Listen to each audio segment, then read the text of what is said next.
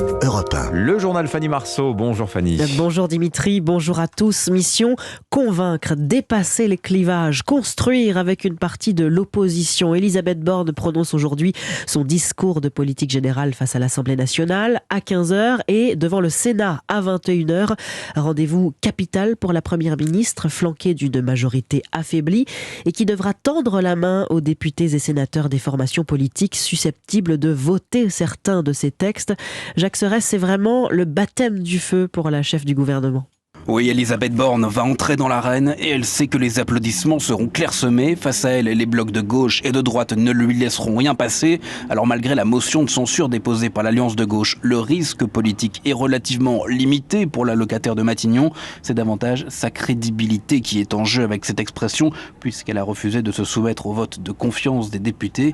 Mais pour Elisabeth Borne, le rendez-vous de cet après-midi n'a rien d'anodin. 30 ans après Edith Cresson, il s'agit pour elle de s'affirmer, d'enfiler le costume de première ministre devant la représentation nationale.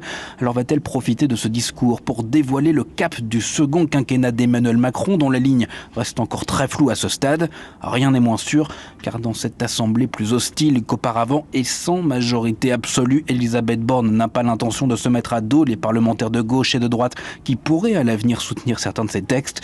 À Matignon, un conseiller évoque la possibilité d'un discours soporifique pour, je cite, ne pas exciter les insoumis, au risque pour Elisabeth Borne de ne pas saisir ce moment pour se défaire de son image de première ministre techno. Jacques Serès du service politique d'Europe 1.